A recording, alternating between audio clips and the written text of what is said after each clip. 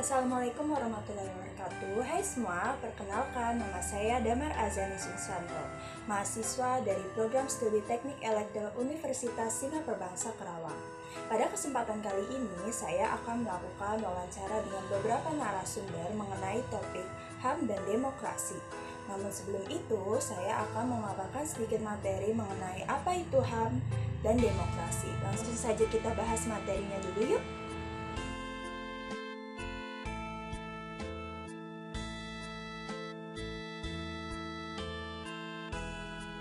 Pertama, kita bahas terlebih dahulu apa itu demokrasi. Demokrasi merupakan sistem pemerintahan dari rakyat untuk rakyat dan oleh rakyat, di mana setiap orang dapat mengambil bagian perihal keputusan yang akan mempengaruhi kehidupannya dalam bernegara. Selanjutnya, sejarah singkat demokrasi.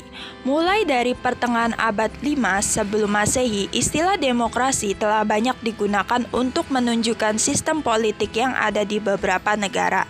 Salah satunya kota Yunani, terutama di Athena, yang menerapkan demokrasi langsung adalah sistem yang diusung pada masa itu. Ciri-ciri demokrasi. Yang pertama, memiliki perwakilan rakyat. Yang kedua, keputusan berlandaskan aspirasi dan kepentingan warga negara. Yang ketiga, menerapkan ciri konstitusional. Yang keempat, menyelenggarakan pemilihan umum. Dan yang kelima, terdapat sistem kepartaian. Tujuan demokrasi: menciptakan kehidupan masyarakat yang sejahtera, adil, dan makmur dengan konsep mengedepankan keadilan, kejujuran, dan keterbukaan. Macam-macam demokrasi. Pertama, demokrasi parlementer. Kedua, demokrasi langsung. Ketiga, demokrasi tidak langsung. Keempat, demokrasi Pancasila. Dan kelima, demokrasi presidensial. Prinsip-prinsip demokrasi. Yang pertama, negara berdasarkan konstitusi. Yang kedua, jaminan perlindungan HAM. Yang ketiga, kebebasan berpendapat dan berserikat. Yang keempat, pergantian kekuasaan berkala. Yang kelima, peradilan bebas dan tak memihak. Yang keenam, penegakan hukum dan persamaan kedudukan. Yang ketujuh, jaminan kebebasan pers.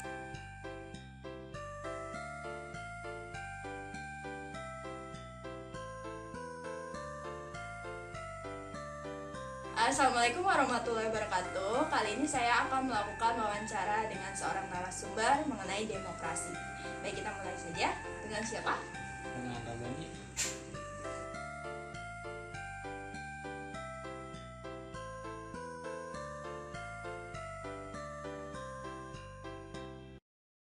Untuk pertanyaan nomor satunya, menurut Anda apa itu demokrasi? Menurut saya, demokrasi adalah bentuk pemerintahan di mana semua warga negaranya memiliki hak yang setara dalam pengambilan keputusan dan dapat mengubah hidup mereka.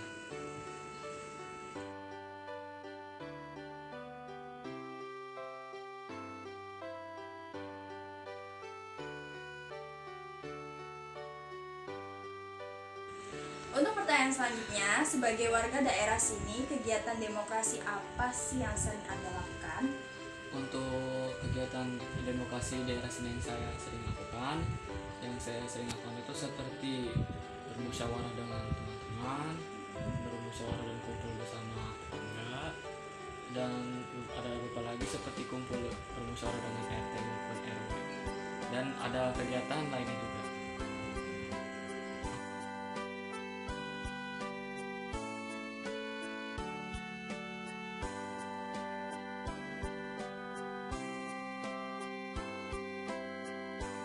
Untuk pertanyaan selanjutnya, saran Anda untuk demokrasi di Indonesia ke depannya itu bagaimana? Menurut saya, demokrasi di Indonesia ke depan itu harus dilakukan dengan sebaik-baiknya. Tapi demokrasi jangan hanya dilakukan oleh rakyat saja. Pemerintah juga harus menerapkan demokrasi tersebut menjadi semuanya kebagian rata. Kemudian ada beberapa tindakan yang harus dihilangkan, seperti menurut saya itu pemerintah harus segera menghilangkan korupsi tersebut agar Indonesia dapat menjadi lebih baik daripada sebelumnya.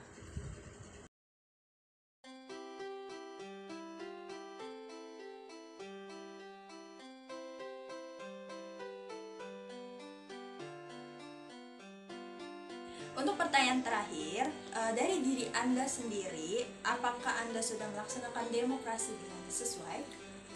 Menurut saya sudah melakukan demokrasi. Ya, contohnya bisa saja seperti bermusyawarah dengan teman-teman untuk mengambil keputusan yang dihadapkan tersebut, justru bermusyawarah dengan RT maupun tetangga. Justru juga saya dalam pemilihan maupun pemilihan apa saja saya tidak pernah melakukan golput atau golongan putih. Baik, terima kasih waktunya sudah diwawancara dengan saya. Ya, semoga wawancara ini bermanfaat bagi kita semua. Amin. Assalamualaikum warahmatullahi wabarakatuh.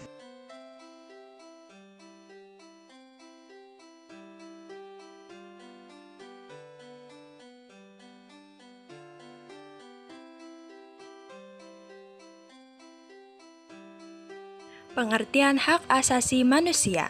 Hak asasi manusia adalah hak yang melekat pada diri setiap manusia sejak awal dilahirkan, yang berlaku seumur hidup dan tidak dapat diganggu-gugat oleh siapapun.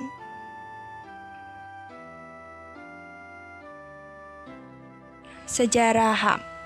Hak asasi manusia adalah hak-hak yang diberikan langsung oleh Tuhan Yang Maha Pencipta. Hak-hak yang bersifat kodrati. Oleh karena itu, tidak ada kekuasaan apapun di dunia yang dapat mencabutnya.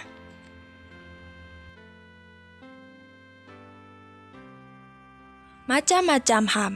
Yang pertama, hak asasi pribadi, seperti hak hidup. Yang kedua, hak asasi politik. Yang ketiga, hak asasi hukum.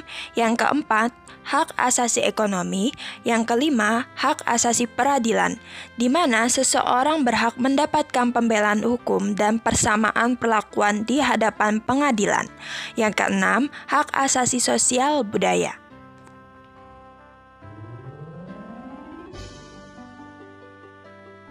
Macam-macam pelanggaran HAM. Pertama, pelanggaran HAM manusia terdiri dari beberapa contoh, yaitu pembunuhan, pemusnahan, perbudakan, pemindahan paksa penduduk, perampasan berat atas kebebasan fisik, dan penyiksaan.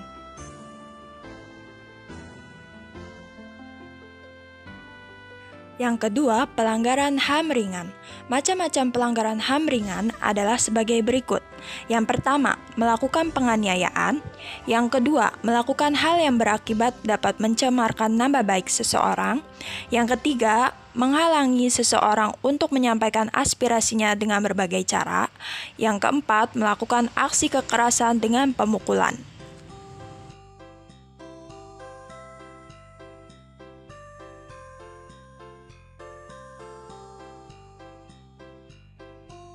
Assalamualaikum warahmatullahi wabarakatuh. Kali ini saya akan melakukan wawancara dengan salah satu narasumber mengenai HAM.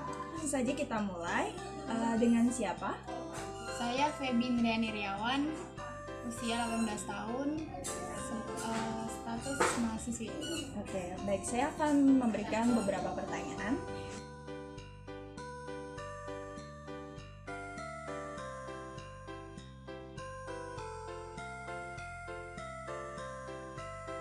Menurut Anda, apa sih itu HAM? Menurut saya, HAM itu kepanjangan dari hak asasi manusia yang sifatnya universal. Maksudnya di sini universal adalah dia berlaku dimanapun dan yang bisa dimiliki oleh siapapun. Dan hak kita sebagai manusia itu kan ada bermacam-macam nih. Contohnya salah satunya adalah hak kita untuk hidup, yaitu hak untuk hidup itu yang udah kita peroleh dari kita masih dalam kandungan orang tua kita, yang kita peroleh juga dari Tuhan, yang semua orang bisa mendapatkan hak itu. Itu hak yang paling mutlak lah dimiliki oleh seorang manusia.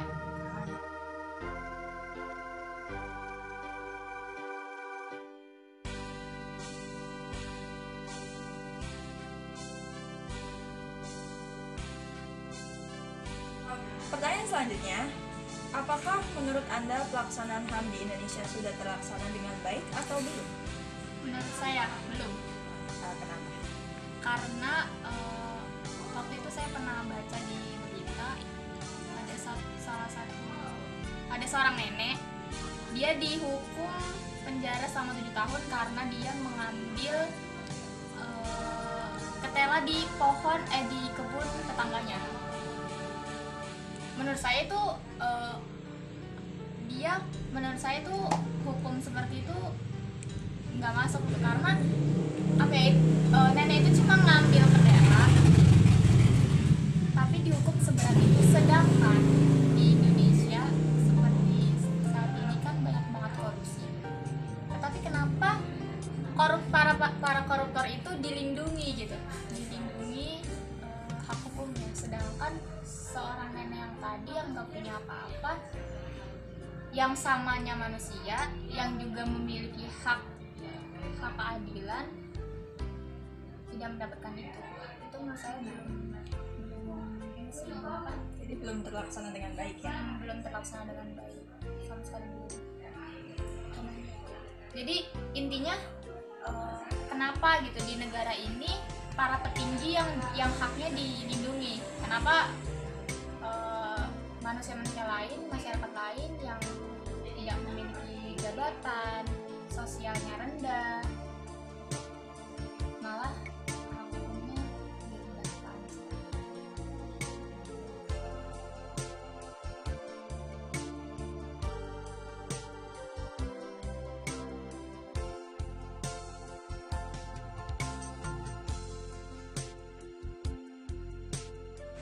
Untuk pertanyaan selanjutnya, saran Anda untuk keadilan HAM di Indonesia itu apa sih? Saran saya, fokuskan hak keadilan kepada masyarakat kecil, itu yang pertama. Yang kedua, fokuskan juga hak kita untuk dilindungi, khususnya untuk anak-anak dan perempuan. Sekarang kan banyak banget nih Kak kasus di mana banyak anak-anak dianiaya oleh orang tuanya, perempuan yang diperkosa seperti itu juga. Dan juga banyak perempuan yang nggak berani speak up. Karena apa? Takutnya mereka yang sebagai korban malah disalahkan, padahal mereka korban. Nah, di situ peran penting nih hak untuk dilindungi itu ditingkatkan, karena biar korban pembulian, korban pelecehan itu berani speak up. Harus speak up nih biar hak aku sebagai perempuan itu dilindungi bener-bener gitu.